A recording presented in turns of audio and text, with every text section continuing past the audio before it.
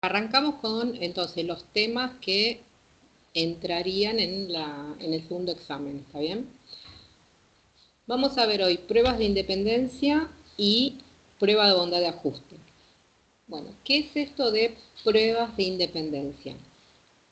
La idea es que cada vez que tengamos que hacer este tipo de ensayo, seguimos haciendo obviamente ensayos de hipótesis como venimos haciendo en las clases anteriores, pero en este caso particular vamos a estar trabajando con una tabla de contingencia. ¿Qué es una tabla de contingencia? Bueno, es una tabla que también se llama de doble entrada porque vamos a tener dos variables categóricas con sus correspondientes categorías, ¿está bien? Y entonces la tabla va a contener la información considerando esas dos variables categóricas, que podrían ser nominales, ordinales, pero bueno, sabemos que siempre se va a tratar de este tipo de variables. No van a ser variables numéricas, como pasó en alguna de las otras, de los otros ensayos. ¿Cuál es la idea entonces de este ensayo? ¿Qué es lo que se pretende hacer o cuál es el objetivo? Antes estábamos nosotros comparando medias, comparando varianzas, comparando proporciones. Bueno, en este caso particular, lo que se quiere es de determinada población, se deciden dos características que se quieren evaluar o que se quieren estudiar por alguna razón, y la idea es que se intenta determinar si hay algún tipo de dependencia entre esas dos variables que se están observando. ¿Está bien? Entonces, por ejemplo, vamos a tener algo parecido a esto. Este es el caso más sencillo, que es una tabla de doble entrada de 2 por 2. Es de 2 por 2 porque, claro, tenemos dos características que se están analizando en este muestreo de esta población en particular que se hizo, y ambas categorías tienen dos categorías distintas, cada una. ¿Bien? Entonces por eso vamos a tener dos columnas y vamos a tener dos filas. A mayor cantidad de categorías, bueno, esta tabla va a ir creciendo, ¿está bien? Bueno, como les decimos siempre, nosotros lo que necesitamos es tener el contexto del conjunto de datos con el que estamos trabajando. Para entender un poquito qué estaría diciendo esta tabla que estamos viendo ahora, leemos la reseña de los datos. Dice, entre 1.605 recién nacidos registrados en una maternidad, se han presentado 48 casos con angioma cuya presencia se sospecha puede estar relacionada con el tipo normal o patológico del embarazo de la madre. Bueno, y ahí en esa tabla, fíjense que nosotros tenemos entonces dos columnas que nos están representando esos 1.605 datos, discriminándolos con si el bebé, si este recién nacido tuvo un angioma o no lo tuvo. Está discriminando eso. Y a nivel de fila, lo que está discriminando también esos 1.605 casos es si el embarazo de la madre fue normal o si tuvo un embarazo patológico. Cuando uno habla de angioma, no sé si todos lo saben, pero es como una, si fuera una mancha o una protuberancia que sale de la piel, que por lo general es de color rojo, a veces eh, violeta, y que son marquitas que tienen por lo general en la cara, suelen salir o en algunas otras partes del cuerpo, pero bueno, eh, se hizo, digamos, para este estudio el reconto de cuántos bebés de esos 1.605 registros que tenían en esa maternidad en particular, a ver cuántos nacieron con ese angioma o no, y también relevaron la información del embarazo que tuvo la mamá. Y eso se volcó acá en esta tabla, ¿está bien? Entonces, si uno, por ejemplo, quiere saber, la primera pregunta que haría es, ¿qué cantidad de bebés nacieron sin angioma? ¿Qué contestarían?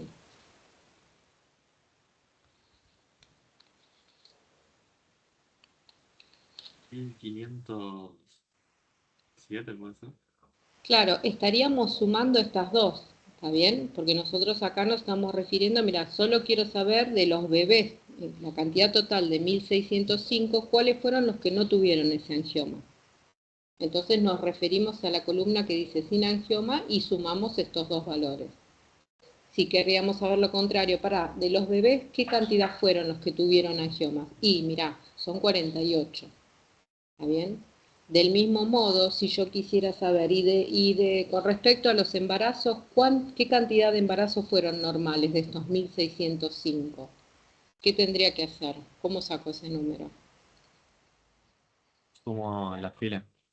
Claro, sumamos a nivel de fila, serían 37 más 1334. Bueno, la información, ¿por qué estoy preguntando esto y estoy repasando esto? Porque una tabla de contingencia va a tener valores absolutos, frecuencias absolutas, es decir, ¿cómo se recabó esta información? Bueno, supónganse que alguien tenía el listado o quizás miró en el sistema, si esto fue ahora, ¿está bien? Se fijó en el sistema cuántos bebés tenían angioma, cuántos bebés no tenían angioma, cuántos de esos bebés se fijaron en la historia clínica de la mamá, embarazo normal, cuáles tuvieron embarazos patológicos y armaron esta tablita. ¿Bien? Entonces, el estudio por lo general, cada vez que uno dice, bueno, estoy en condiciones de armar una tabla de contingencia y poder hacer una prueba de independencia, significa que vamos a tomar dos características de un mismo sujeto, ¿está bien? De una misma población. Vamos a tener una población en estudio y nos van a interesar dos características distintas. Eso lo vamos a plasmar en dos variables categóricas y vamos a hacer un ensayo para saber si son independientes o no esas dos variables con las que estamos trabajando. En este caso nos interesaría saber, tal como dice ahí, si tuvo algo que ver el embarazo que tuvo la mamá con el hecho de que el bebé después tenga o no tenga ese angioma al nacer. Bueno, este ensayo tiene un nombre particular, en la mayoría de los textos se lo menciona como contraste o estadístico de prueba de chi cuadrado, y básicamente el ensayo lo que hace es lo que estábamos comentando recién. La hipótesis nula va a ser que las variables son absolutamente independientes. Por ejemplo, en este caso que vimos recién de los bebés, nosotros estaríamos diciendo, mira, la situación de status quo, lo que va en la hipótesis nula, es que no existe ningún tipo de relación entre el tipo de embarazo que tuvo la mamá con el hecho de que el bebé tenga o no tenga un angioma al nacer. Son absolutamente hechos independientes. Y en la hipótesis alternativa es justamente lo que nosotros queremos someter a prueba, queremos encontrar evidencia que nos diga que sí existe algún tipo de relación entre el embarazo de la mamá con respecto al resultado. Bueno,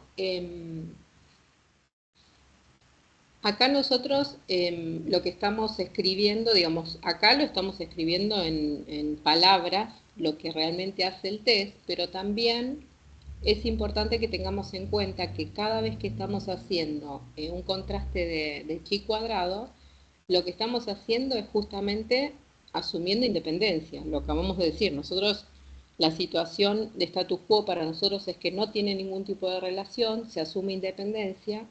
Y entonces, si se acuerdan de prueba, cuando vimos si dos variables eran independientes o no, la consigna para validar independencia era decir que si vos tenés la probabilidad de la intersección entre dos sucesos que involucran a variables aleatorias, y vos sabés que son independientes, entonces la probabilidad de la intersección no la vas a calcular con la fórmula habitual que se utiliza de una probabilidad común por una probabilidad condicional, sino que la vas a calcular directamente como el producto de las probabilidades individuales de esos sucesos. ¿Por qué? Y porque son independientes. Si vos sabes que las variables son independientes, se aplica este producto de probabilidades individuales. Y entonces acá lo que estamos haciendo es mencionar no solo las hipótesis en palabras, sino que también estamos poniendo por detrás la notación de estadística para mencionar qué es lo que hace el test por detrás, digamos, ¿no? Cuál es la matemática que estaría utilizando. En H0 entonces está diciendo que va a ser lo mismo calcular la probabilidad de la intersección entre esos dos sucesos como la probabilidad como el producto de las probabilidades individuales, y en la alternativa es que alguna de esas no se va a cumplir. ¿Está bien? O sea, ¿por qué decimos alguna de ellas no se va a cumplir? Y bueno, porque fíjense que acá nos está diciendo que nosotros vamos a tener que hacer este macheo, esta verificación de ver si la probabilidad de la intersección es igual al producto de las probabilidades individuales por cada una de las celditas que nosotros tenemos acá en nuestra tabla de contingencia. Supóngase que es esta. Bueno, acá este 37, que son 37 recién nacidos, ¿qué características están cumpliendo? Y bueno, mira, estos 37 son bebés que al nacer tuvieron angioma y cuya madre, o sea, cuyo registro de la madre respecto al embarazo era normal. O sea, fíjense que estamos diciendo que ocurren dos cosas en cada una de estas 4 celdas que tenemos en la tabla de contingencia. Entonces, la matemática detrás del test de chi cuadrado lo que está diciendo es que la probabilidad de la intersección que representaría a esta celda sería probabilidad de que el embarazo de la mamá haya sido normal y que el bebé haya nacido con angioma. Eso, si nosotros lo tenemos que calcular sin asumir independencia, bueno, teníamos que hacer el cálculo que habíamos aprendido en proba, que era una probabilidad individual multiplicado por una probabilidad condicional. Ahora, si nosotros asumimos independencia, lo que decimos es, mira, yo lo voy a calcular como el producto de las probabilidades individuales. Es decir, voy a calcular el valor que va en esta celda donde está el 37 como la probabilidad de que la madre haya tenido un embarazo normal por la probabilidad de que el bebé haya nacido con angioma. ¿Está bien? Eso en la hipótesis nula. Bueno, eso es lo que está mencionando acá la notación que escribimos. Entonces, fíjense que el subíndice I lo que está haciendo es recorrer las filas y el subíndice J lo que está haciendo es recorrer las columnas, porque está diciendo que tenemos que hacer por cada una de las celdas de la tabla esa validación. ¿Está bien? Este producto que estamos viendo acá.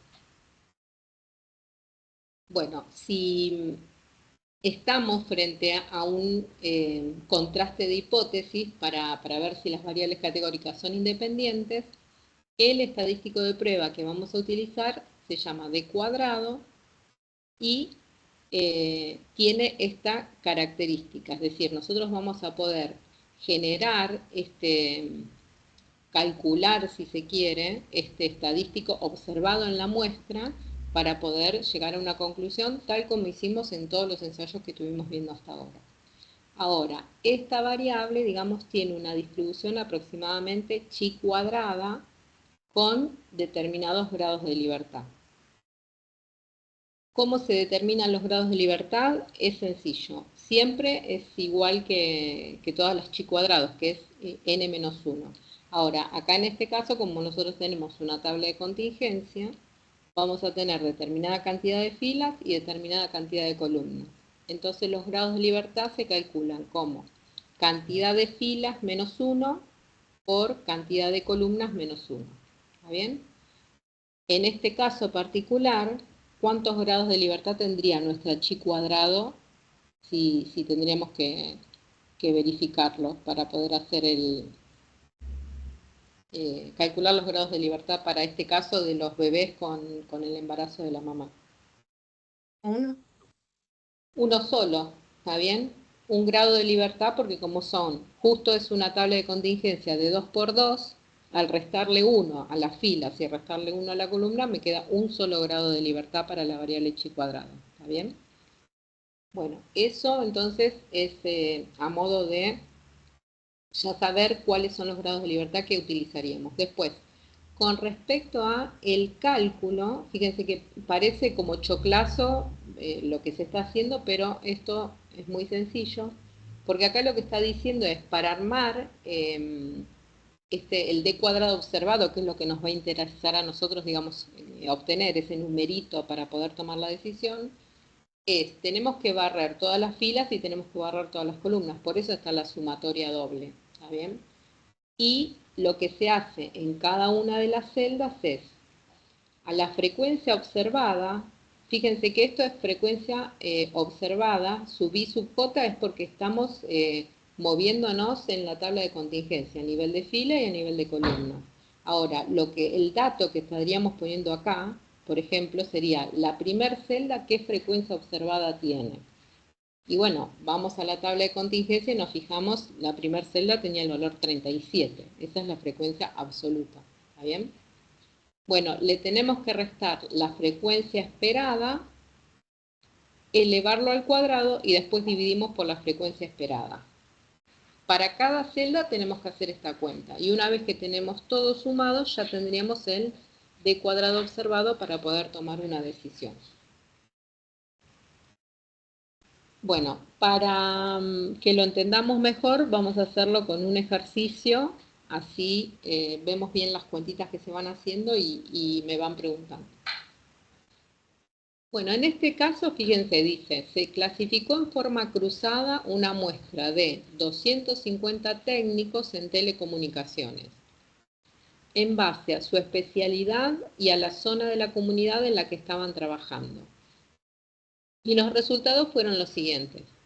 Bueno, ahí tenemos una tabla en donde nos está mostrando 4 columnas, en realidad 5 columnas, y nos está mostrando también 5 filas. Y adentro tenemos valores. Bueno, en este caso, ¿cuáles serían las variables que están incluidas en esta tabla? ¿Qué les parece?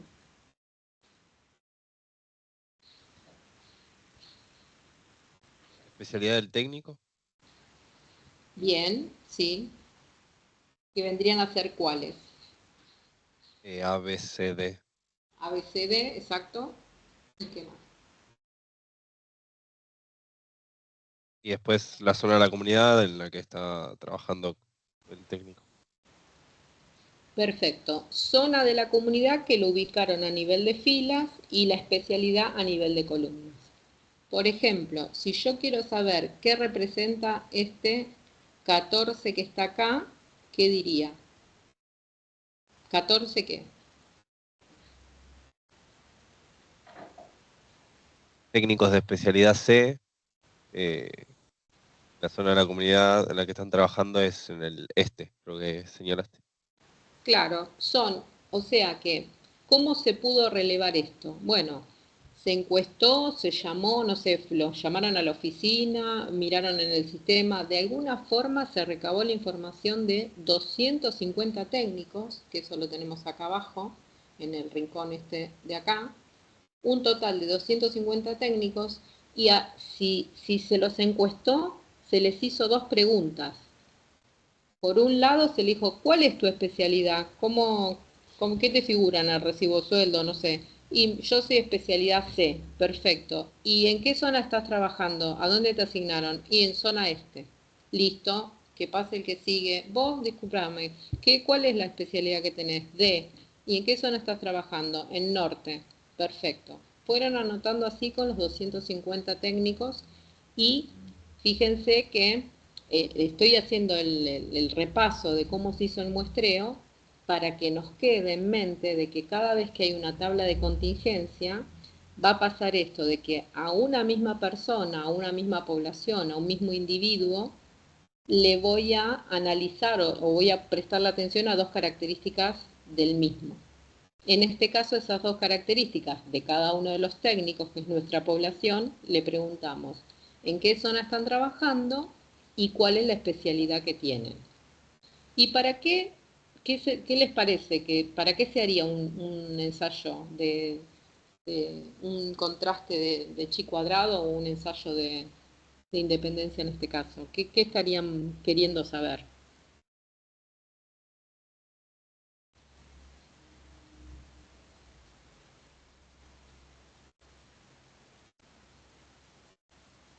Sí, dependiendo de la zona hay una especialidad que se busque más o...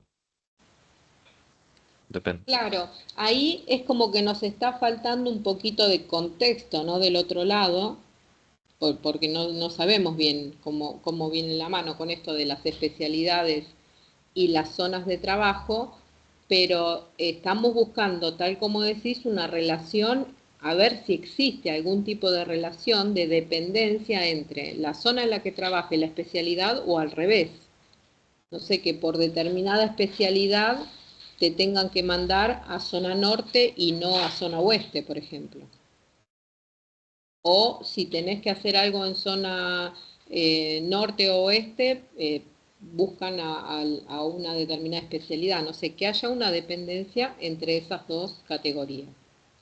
Bueno, teniendo en cuenta eso, nosotros vamos a hacer el ensayo y nuestro resultado va a ser, mira, encontré evidencia que una depende de la otra, eso va a decir la hipótesis alternativa, si encontramos evidencia para que caiga en la región de rechazo de nuestro ensayo, o, mira, no encontré evidencia de que existe alguna relación, son independientes. Básicamente es eso, ¿está bien? Bueno, en este caso nos dice, establezca las hipótesis de interés, realice el contraste y concluya considerando un nivel de significación del 1%. Bueno, lo primero, siempre que dijimos en todos los ensayos, definir las variables aleatorias. X, especialidad A, B, C, D, son categóricas, así que estas es mencionar qué variable estamos mirando y cuáles son los valores que tiene. Y tenemos zona de la comunidad, norte, sur, este y oeste. Tamaño de la muestra completo 250, nivel de significación del 1%, y la pregunta que está implícita es, bueno, queremos saber si hay alguna relación que vincula a la especialidad que tiene el técnico con la zona de trabajo. ¿Está bien? No es ni más ni menos que eso. Bueno, en este caso, el contexto del problema, ¿qué nos dice? Vamos a contar nosotros con, o sea, sí o sí tengo que tener esta información. Yo necesito saber de base cuáles fueron las frecuencias absolutas, cuáles fueron las respuestas que tuvieron estos técnicos, por ejemplo, cuando les preguntamos acerca de dónde trabajaban y cuál era la especialidad que tenían. Así que esta tabla, tal cual como la estamos viendo, la necesitamos tener, ¿está bien? Y ¿qué usa el test, digamos, de origen o de base como para validar esa independencia que se supone que nosotros estamos defendiendo en H0, en la hipótesis nula? Bueno, el formato teórico es el de la distribución conjunta que nosotros aprendimos también en prueba. Acá fíjense que cada una de estas celdas no es ni más ni menos que la probabilidad de la intersección entre los dos valores que toman las variables. En la primera, por ejemplo, acá estamos diciendo, yo si querría tener la distribución conjunta y tuviera los valores reales de la población, podría escribir acá en la primera celda la probabilidad de que el técnico le toque trabajar en zona norte y que tenga especialidad A. Lo mismo con esta última que tenemos acá abajo. Esto es la probabilidad de que el técnico tenga especialidad D y que le toque trabajar en zona oeste. ¿Está? Para cada una de estas es una intersección entre las dos categorías que nosotros estamos evaluando. Ahora, si nosotros tenemos acá probabilidades de la intersección, y de vuelta, si tendríamos la información de toda la población completa, podríamos escribir acá la probabilidad de X a nivel de fila, de columna, perdón, y acá a nivel de fila podríamos poner la probabilidad de Y. ¿Está bien? Acá que la probabilidad esta es simplemente la probabilidad de que el técnico trabaje en zona norte. ¿Está bien? Que es la probabilidad marginal de X, que también la aprendimos en prueba, y en este caso la probabilidad de A es la probabilidad de que un técnico tenga especialidad A. ¿Está bien? A secas, o sea, acá estamos hablando de las probabilidades marginales. En base a esta tabla arranca, digamos, el ensayo, la base del ensayo que se va a llevar a cabo. ¿La idea cuál es? Y bueno, que como nosotros, ya lo dijimos, asumimos independencia, esta probabilidad de la intersección la vamos a poder calcular directamente como el producto de las dos probabilidades individuales. ¿Está bien? Esa es la premisa como para armar el ensayo de hipótesis. Bueno, entonces, en los textos y en las fórmulas, uno puede encontrar, por ejemplo, nosotros le pusimos frecuencia observada sub i sub j, pero en algunos textos los pueden encontrar así como la O de observada sub i sub j. Se está refiriendo a los valores que obtuvimos como respuesta cuando hicimos el muestreo, que son estos que están acá. La idea es que nosotros necesitamos encontrar ahora la tabla, pero con las frecuencias esperadas, porque se acuerdan que el d cuadrado, que es el estadístico de prueba que usamos, requiere en la fórmula hay un cociente y necesitamos las frecuencias esperadas para restárselas a estas, elevarlas al cuadrado, poner ese valor en el numerador y después en el denominador volvemos a poner la frecuencia esperada. Entonces, eso requiere calcularlo. Entonces, ¿cómo se calculan y qué se usa? ¿Qué fue lo que se pensó en su momento cuando se armó este contraste? Bueno, se pensó en un muestreo que se estaba haciendo. Esto que dijimos, mirá, a un sujeto o a un individuo vos le evaluás dos características. Entonces, bueno, en realidad es una variable binomial, porque vos vas a tener una cantidad de muestra determinada, vas a contar la cantidad de casos que tienen esas características que vos querés. Por ejemplo, ¿cuántos de los 250 técnicos te dijeron que eran de categoría C y que trabajaban en zona sur? Bueno, eso lo mide una variable binomial, tal como lo estamos escribiendo acá. ¿Bien? La binomial, ¿qué parámetros tenía? Y bueno, el tamaño de la muestra y después tenía la probabilidad de éxito. Ah, y acá, ¿cuál es la probabilidad de éxito? Bueno, acá tenemos subíndices I y subíndice J. Tenemos dos subíndices para la probabilidad porque nosotros estamos recorriendo toda esta tabla en todo momento y bueno, cada una tiene un subíndice distinto.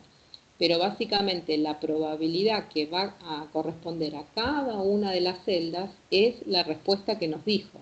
O sea, el que nos dijo, mirá, yo soy de categoría D, y trabajo en zona sur, van a ser 13, en valor absoluto.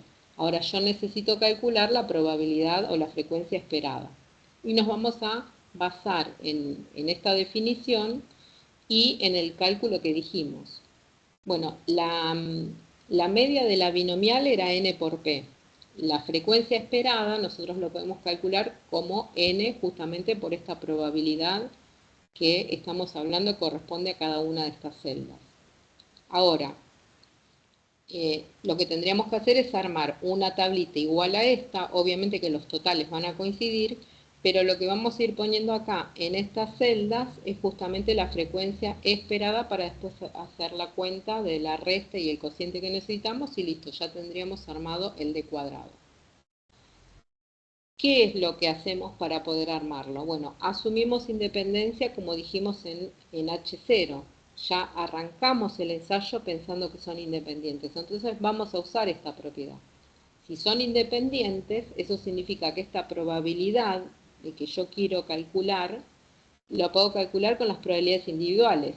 O sea, la probabilidad de, por ejemplo, para este 13, la probabilidad de que el técnico esté asignado a la zona sur por la probabilidad de que el técnico tenga especialidad D, ¿bien? Individualmente. Entonces, ¿cómo hacemos para calcular eso? Bueno, acá lo separamos. Esto es equivalente a decir, bueno, hago la frecuencia esperada como n multiplicado por la probabilidad estimada, voy a hacer un estimado con estos valores que tengo acá, de que trabaje en zona sur por la probabilidad estimada de que sea de categoría D. ¿Está bien? Y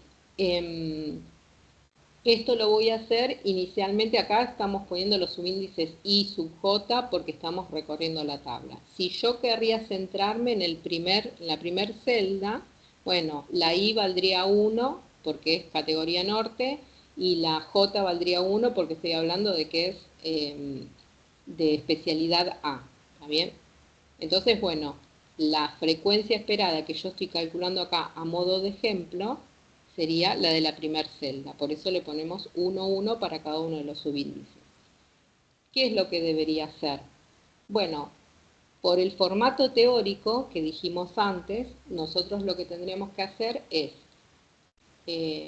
calcular la probabilidad esperada de que esté asignado zona norte por la probabilidad esperada de que tenga la especialidad A. ¿Y de dónde saco esas probabilidades? Bueno, resulta que como lo tengo acá en modo de tabla, lo puedo hacer directamente, pero también yo podría, en una hoja, ¿está bien? Aparte, escribir cuál es la probabilidad de que el técnico esté asignado a zona norte. Lo podemos hacer, ¿cómo sería hacer la cuenta? Yo quiero saber cuál es la probabilidad de que un técnico esté asignado a trabajar en zona norte.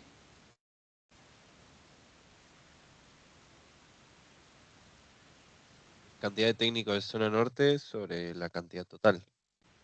Claro. Y entonces, ¿cómo sería la cuentita? ¿Qué cuenta hago? Solo para esto 67 sobre 250.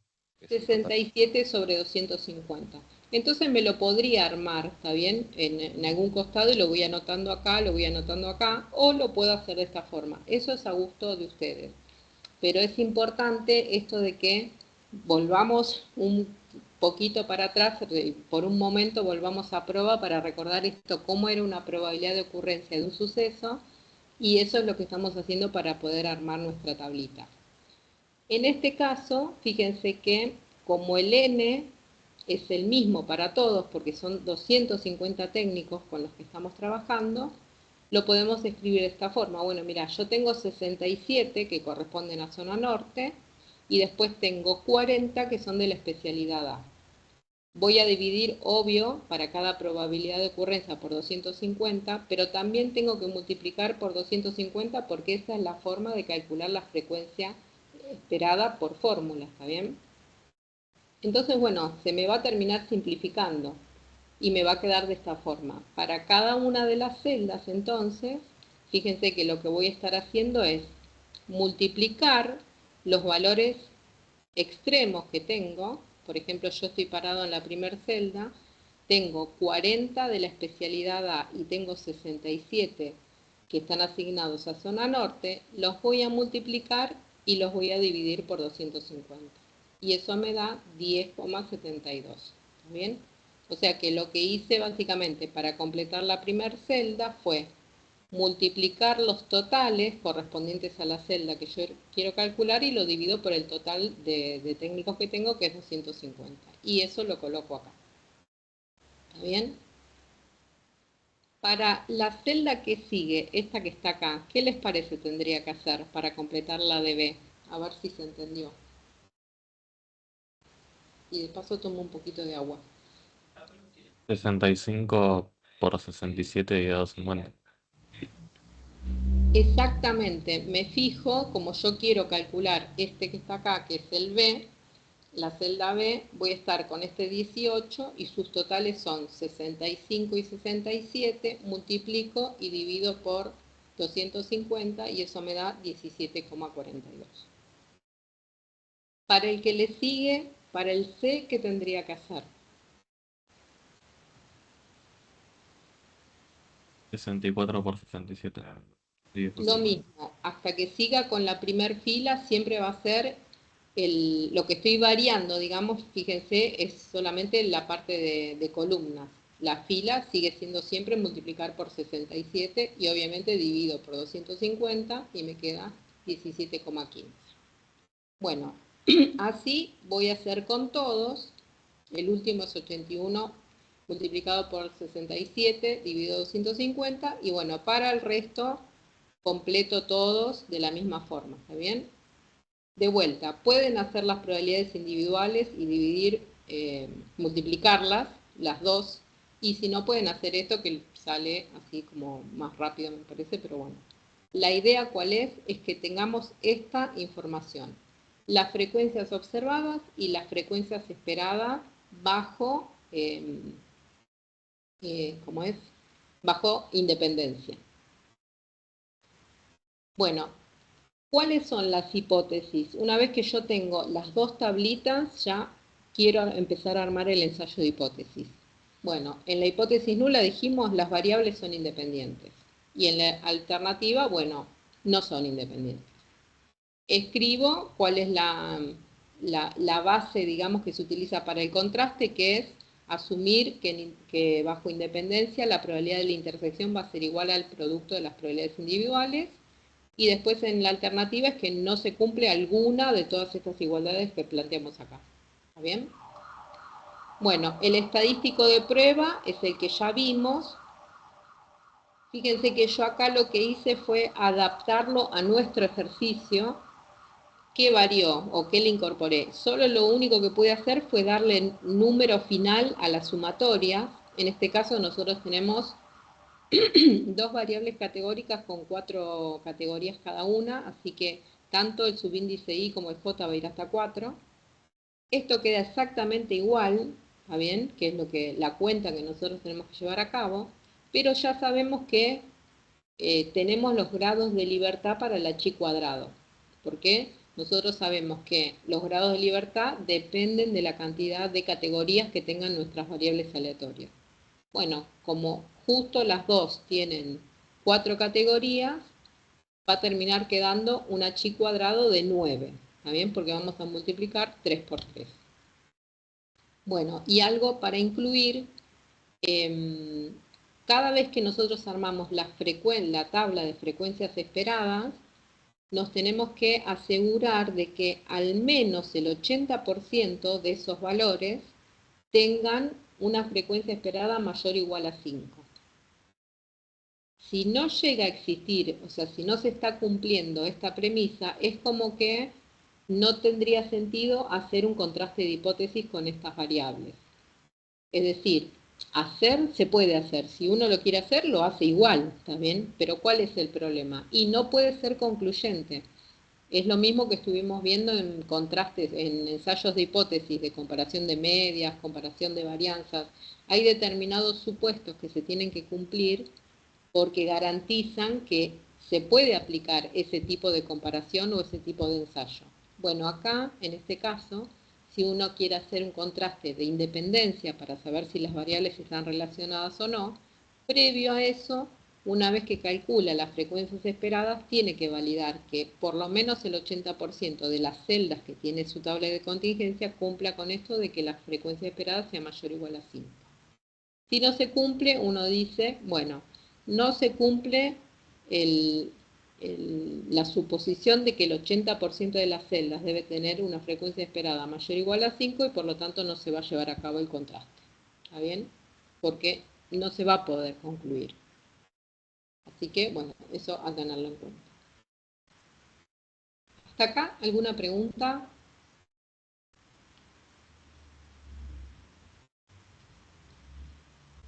¿Venimos bien? Profe, perdón, ¿el 5 de dónde había salido o es un número que es? Es un número que ya está especificado. Ok, Tiene que ser mayor o igual a 5.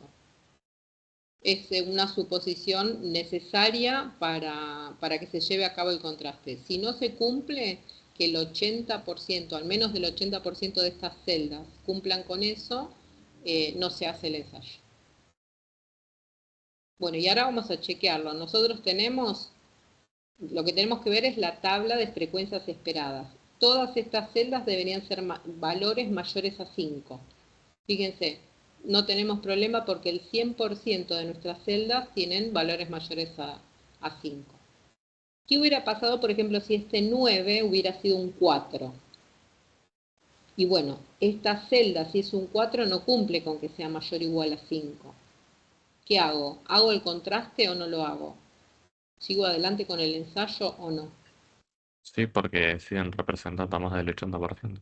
Claro, al menos el 80% tienen que ser mayores o igual a 5. O sea que uno tiene que contar más o menos cuántas son las que son menores a 5. Y bueno, si se está excediendo el 80%, y bueno, chau, no lo podemos hacer.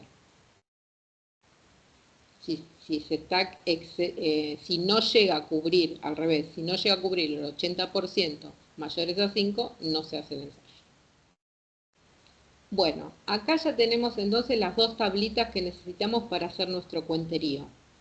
¿El objetivo cuál es? Y hacer el cálculo del d cuadrado observado, porque con eso vamos a poder hacer el ensayo. Así que fíjense, choclazo de cuenta, tranquilos, no los van a tener que hacer en un examen porque es mucho cuenterío y uno se puede equivocar con tantos números, pero fíjense la cuentita, que eso es lo que nos interesa que vean.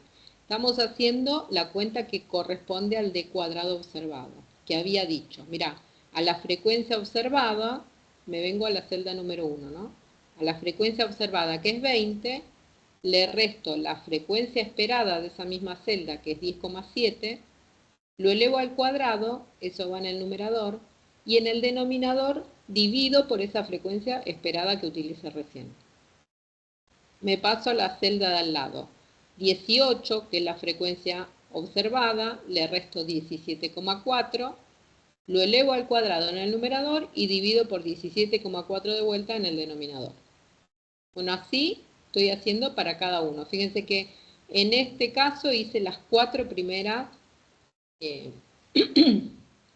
columnas de la primera fila. ¿Está bien? Bueno, sigo acá con estas 4 de zona sur. Después abajo sigo con las 4 de zona este. Y por último, abajo puse los cálculos de zona oeste. Chequemos el último. Fíjense, son 40 de frecuencia observada, que está acá. Le resto 29,8 de frecuencia esperada. Elevo al cuadrado en el numerador y divido por 29,8.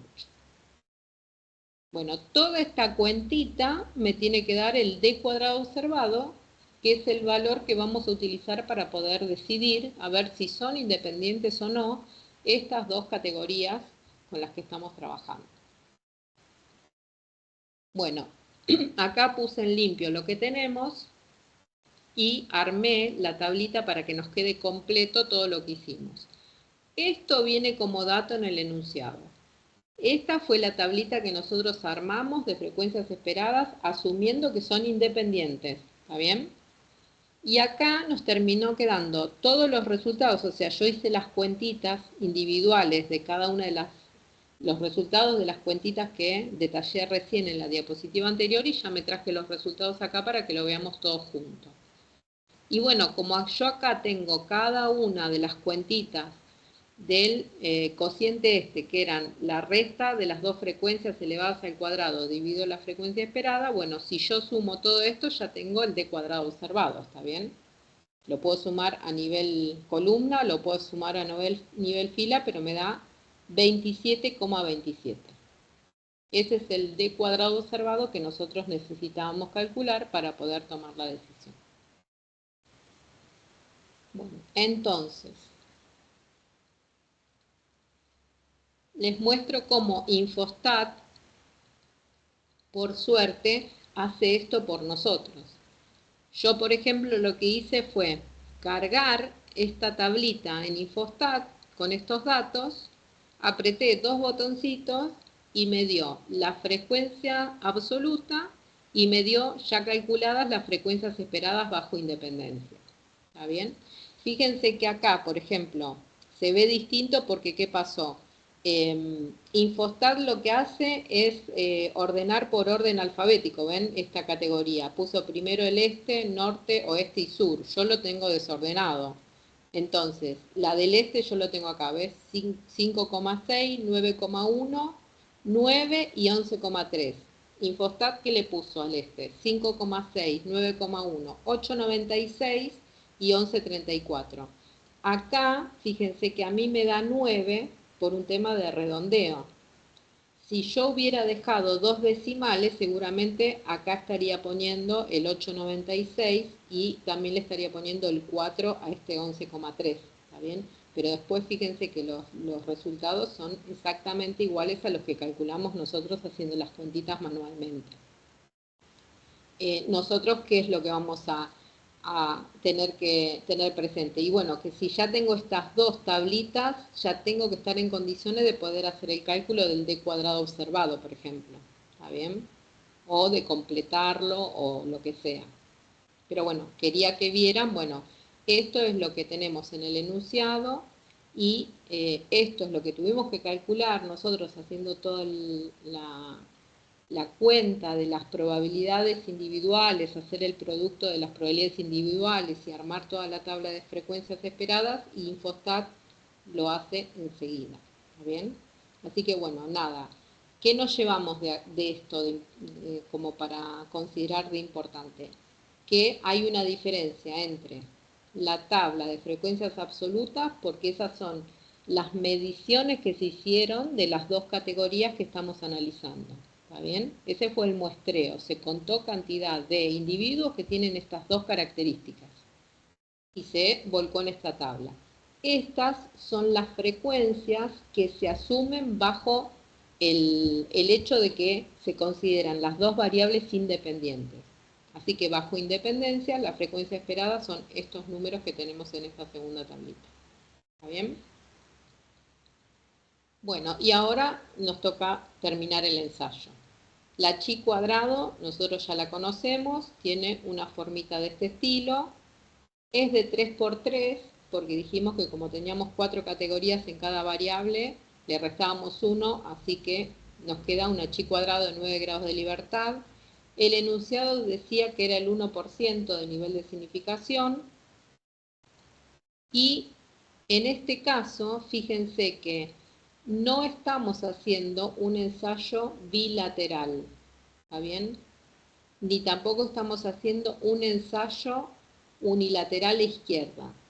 Siempre que se hace un contraste de independencia con tablas de contingencia, se utiliza la chi cuadrado que corresponde, con los grados de libertad que corresponde, pero con un ensayo unilateral a derecha.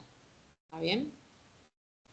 Entonces, solo vamos a prestarle atención, si se quiere, al área a la región crítica que va a estar del lado derecho para rechazar, y si está del lado izquierdo, listo. No tenemos evidencia para rechazar. Bueno, ¿cómo hago para... ¿qué es lo que me falta ahora? Ya quiero decidir. Nuestro d cuadrado observado nos dio 27,27. ¿Qué me falta? ¿Qué hago para continuar? Calcular el punto crítico. Claro, necesito calcular el punto crítico. ¿Cómo lo saco este punto crítico? Imagino que habrá algunas tablas o con Infostat. Claro, está la tabla de la chi cuadrado, ¿está bien? Que es la que teníamos en proba, ¿se acuerdan? Es esa misma chi cuadrado que entramos por los grados de libertad, o podemos usar la aplicación. Le tenemos que poner siempre los grados de libertad en la aplicación, o si vamos a la tabla, sí o sí necesitamos buscar en la primer columna que dice grados de libertad, y ahí buscamos la fila donde diga 9. ¿Está bien? Y ahí le vamos a pedir que deje a la izquierda, a la derecha, perdón, 0,01. Y eso nos da 21,01, a ver si lo puse bien, mayor o igual a 0,01. 21,67 redondeando. ¿Está bien? Bueno, y entonces, ¿qué hago ahora?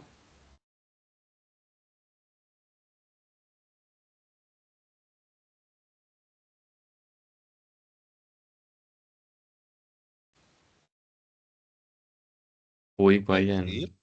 en el D observado.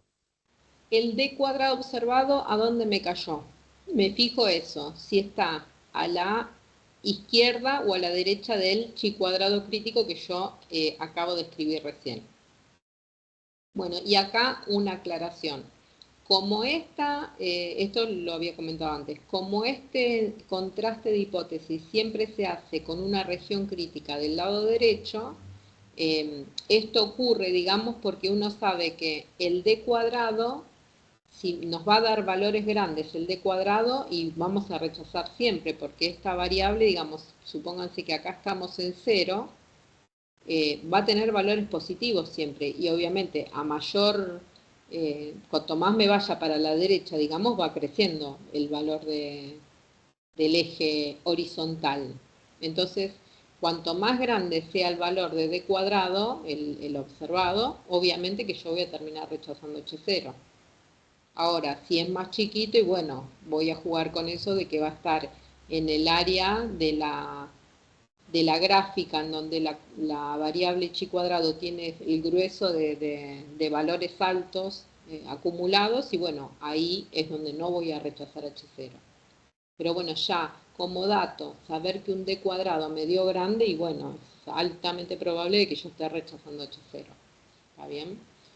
¿Cuándo va a ocurrir esto de que sea grande? Y bueno, lo que manda es la diferencia esta que estamos haciendo nosotros en el numerador. Esa es la cuentita que manda para decir, a ver si ya esa diferencia te está dando un número grande, y bueno, se va a arrastrar que el D cuadrado te va a dar grande. Bueno, la regla de decisión en este caso, o sea, para tener en cuenta qué es lo que decimos, nosotros vamos a calcular el D cuadrado observado, y lo que vamos a hacer es como cualquier otro ensayo. Por eso yo les estoy preguntando a ustedes qué es lo que tenemos que hacer o cómo sigue esto, porque ya hacer un ensayo nosotros sabemos. Lo único que va variando en cada clase y en cada tema que vamos aprendiendo es qué estadístico de prueba nuevo vamos a utilizar y cómo es que se calcula y qué distribución tiene. Esas son las variantes nada más que estamos teniendo. Ahora después, a partir de acá, cuando uno ya grafica el estadístico de prueba que está utilizando, establece la región crítica y hace el cálculo del observado, listo, ya hay que ver si cayó en la región crítica, rechazo H0, y si no cayó en la región crítica, no rechazo H0. ¿Está bien? En este contexto, en el contraste de independencia, ¿qué es lo que se espera? Y bueno, la regla ¿cuál es? Y que yo voy a contrastar el D observado que calculé en la muestra versus el valor crítico que yo le puse a la chi cuadrado, que corresponde. Y obviamente, si caigo en la zona de rechazo, yo voy a decir que hay determinada dependencia entre la especialidad que tienen estos técnicos con la zona en la que están asignados a trabajar. ¿Está bien? Bueno, Profe, concluimos. pregunta, Sí. no sé si copié mal. ¿Puede ser que estaba al revés las frecuencias en la resta de D cuadrado? Sí, puede ser, pero como está elevado al cuadrado, ¿viste? Claro, Es claro, sí, sí, conmutativa. sí, sí. Está perfecto. En ese caso no pasa nada. Bueno, entonces acá ya podemos concluir. Cayó de este lado, nos cae en la región crítica, entonces, ¿qué conclusión vamos a mencionar?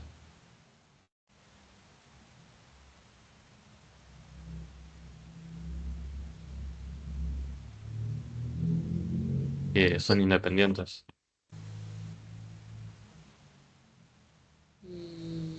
¿Cómo era H0? ¿Qué decían H0?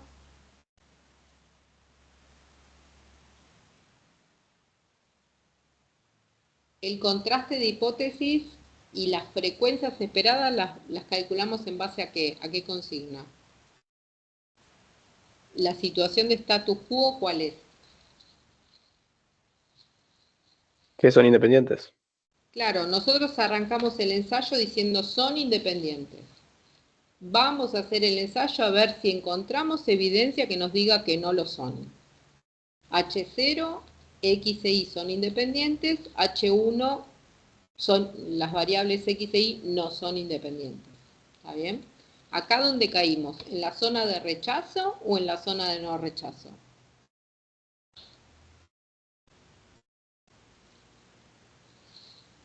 Rechazo. Claro, el 27,27 es más grande que el 21,67. Cayó adentro de la región crítica. Es mayor a este crítico. Entonces, si caigo en la zona de rechazo, significa que encontré evidencia para irme para el lado de la alternativa. Encontré evidencia entonces de que... ¿De qué?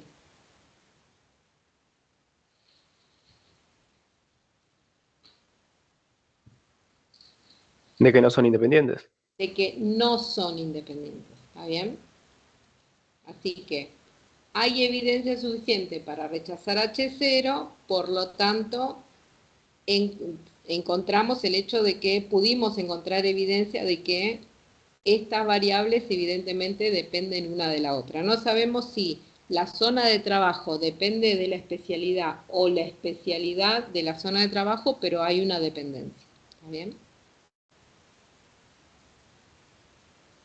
¿Quedó claro eso? O sea, siempre que tengamos un ensayo o un contraste de chi cuadrado que se le dice, un contraste de independencia entre variables categóricas, nosotros asumimos que son independientes, porque no tenemos información al respecto. Entonces, ante falta de información, siempre la hipótesis nula dice, mira, las variables son independientes.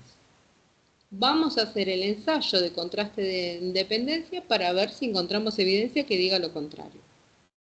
Si encontramos evidencia, bueno, mira, había una dependencia al final entre la zona de trabajo con la especialidad de los técnicos. Ahora, si no caigo en la región crítica, en la región de rechazo, y bueno, mira, son independientes, no encontré evidencia que diga lo contrario. ¿Está bien? Siempre funciona de esa forma.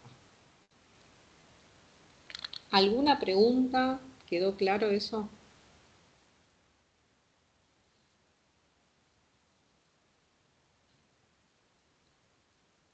Bueno, ¿y de qué otra forma puedo concluir? Acá la conclusión que hicimos fue, comparando el valor observado en nuestra, con nuestro estadístico de prueba, que era 27,27, contra el chi cuadrado crítico que teníamos en nuestra campana. Y ahí vimos que nos cayó en la región de rechazo. Ahora, ¿qué otra forma de concluir conocíamos nosotros si aplicábamos? El p-valor. Con el p-valor. ¿Y acá cuál sería el p-valor?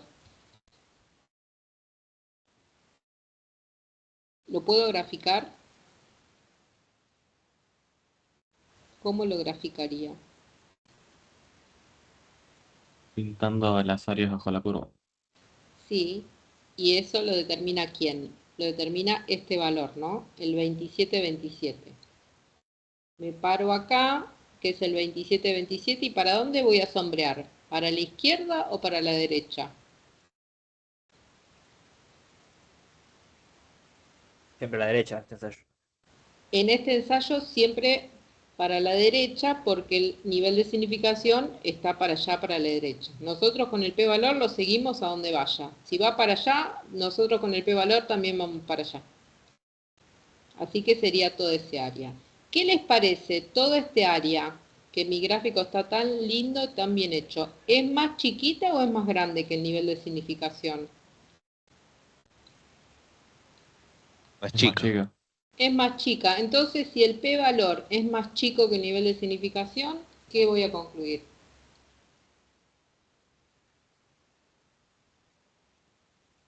Y eso rechaza H0. Claro, que hay suficiente evidencia para rechazar H0, porque, claro, el p-valor está metido adentro del nivel de significación, entonces, obvio que hay evidencia para rechazar H0, si quedó contenido ahí adentro. Si hubiera caído por acá, y yo tengo que hacer el marcar por acá el D cuadrado observado, iba a ser un área mucho más grande que ya invadía todo el nivel de significación y ahí no hay evidencia para rechazar H0. ¿Está bien? Así que, conclusión, como el p-valor es más chiquito que 0,01, tengo suficiente evidencia para rechazar H0. Ahora, no me puedo quedar con esto solo y tengo que calcularlo, ¿no? Para saber realmente que me da más chiquito que 0,01. ¿Cuál sería la cuenta que tendría que hacer para calcular este p-valor?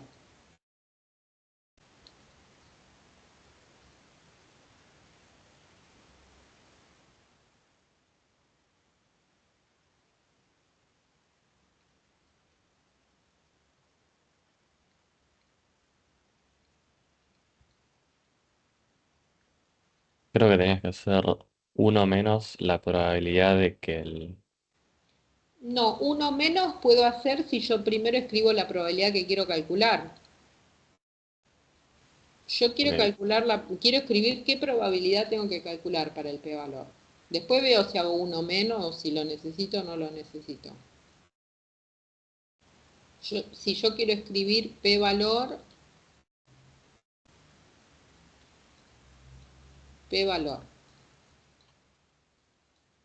es igual a ¿qué? A la probabilidad de ¿qué?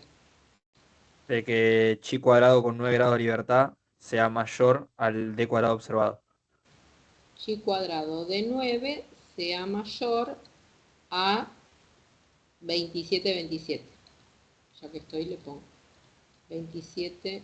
¿21 era? ¿27? Ah, no. No, No, no. 27. Sí, sí. Va, no sé si lo traje mal de la otra diapositiva, pero acá dice esto. No, me confundí yo. Así que 27. Bueno, y ahora sí, como dijo alguien por ahí, esto lo hago como 1 menos la probabilidad de que chi cuadrado de 9 sea menor o igual a 27. 27.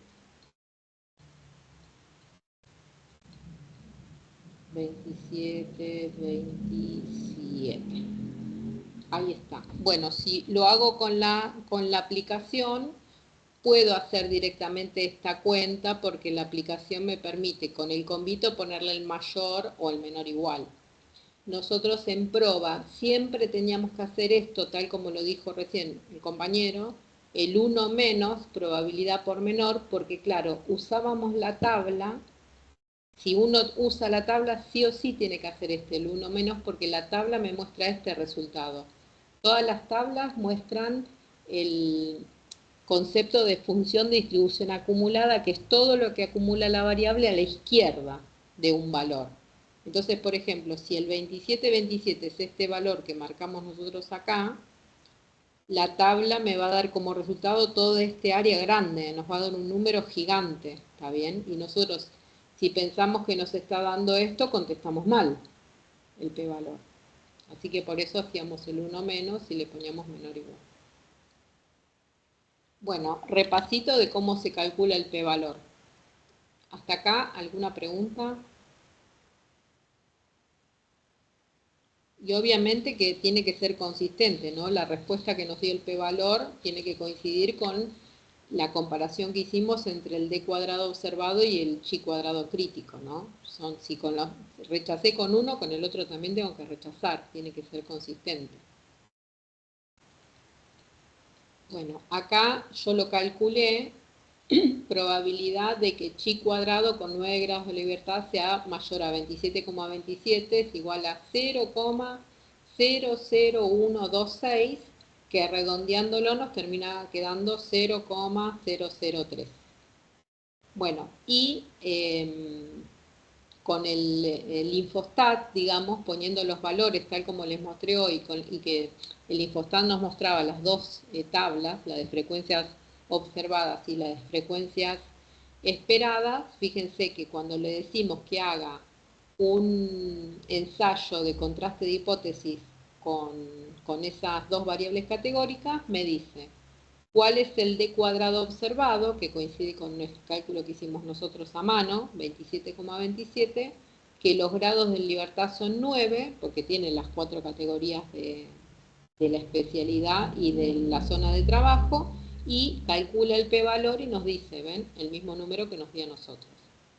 O sea que nosotros le vamos a poner los datos a Infostat, le vamos a pedir que haga un ensayo de contraste de hipótesis, de independencia, digo, y nos va a dar este resultado tal como lo estamos viendo acá. O sea que nosotros teniendo esto, ya tendríamos que estar en condiciones de saber leerlo y replicar el ensayo. ¿Está bien? O sea, hacer el paso para atrás, porque ya sabemos cuál fue el p-valor, ya sabemos cuál fue el valor del d cuadrado observado y sabemos cuáles son los grados de libertad de la variable. ¿Está bien? Y además de conocer toda esta información, lo más importante de todo, ¿cuál es? Que tenemos el p-valor. Ya con el p-valor nosotros sabemos si se encontró evidencia para rechazar H0 o si no se encontró evidencia para rechazar H0. ¿Cómo lo sé eso? Y porque me fijo en el p-valor. Fíjense que es un número muy, muy chiquito, 0,0013. ¿Está bien? Así que yo sé que con este ensayo que se hizo, ¿Qué pasó con las variables, estas categóricas que se estaban contrastando? ¿Eran independientes o no eran independientes? Si a mí me dan en un ejercicio de examen esta imagen chiquitita así, con este recuadrito, y me dicen, ¿qué considera respecto a las variables? ¿A qué conclusión llegó con este p-valor que está acá? Va a depender del nivel de significación, pero si era del 1% que son dependientes. Claro, que son dependientes. Y si hubiera sido 5% el nivel de significación, También. también, claro, Más todavía. claro. A más nivel de significación, peor, cada vez es más chiquito. O sea, a nosotros, digamos, más allá de que no esté el valor específico del nivel de significación, ya tenemos que tener noción de que un p-valor así con ya 2 ceros después de la coma de decimal y es chiquito. Ya es para rechazar H0 prácticamente. Y recordando también que por convención Infostat trabaja con un 5% y en líneas generales es como que el 5% es el valor que se utiliza por convención, excepto en algunos temas en particular, como el de medicina y algunos otros que utilizan umbrales mucho más altos. Por ejemplo, para medicina hay algunos casos y algunos ensayos que, como se manejan valores tan chiquitos por los medicamentos, y por eso se usa un umbral, por ejemplo, de 0,1 como nivel de significación, un 10%, que es súper alto. Entonces ahí ellos manejan otros tipos de p-valor. Pero bueno, en líneas generales este p-valor es bajito. Esto es para rechazar H0. Bueno, y de vuelta, el rechazo de H0 en un contraste de independencia significa que las variables dependen una de otra. No sabemos en qué sentido. No sabemos si la especialidad depende de la zona de trabajo o la zona de trabajo respecto de la especialidad, pero sí sabemos que una depende de la otra. ¿Está bien? Que no son independientes. Bueno, ¿alguna pregunta hasta acá? Las dependencias no siempre son bidireccionales. Si una depende de la otra, ¿no se da la inversa? Sí, lo que pasa es que hay una que conceptualmente te demuestra la dependencia, por lo general. Ahora nosotros no sabemos cuál es en este caso. En este caso no se deja ver, pero a ver qué caso podría ser. Te hago algo muy trivial y muy obvio. Si el día está lluvioso, la gente sale con paraguas. Si vos tenés esos dos sucesos para ver si son independientes o no, hay uno que depende del otro. O sea, que vos agarres el paraguas depende de que el día esté lluvioso y no al revés. Claro, es verdad, Eso tiene es. sentido.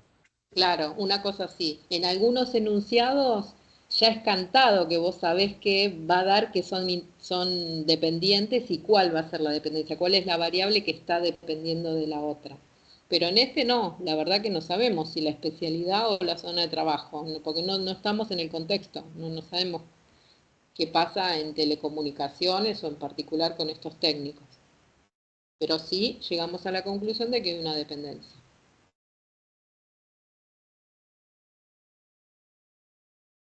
Bueno, ¿les pareció difícil este ejercicio, el tema, el contraste de hipótesis? Es muy utilizado el contraste de hipótesis en muchos temas. La verdad que se aplica muchísimo.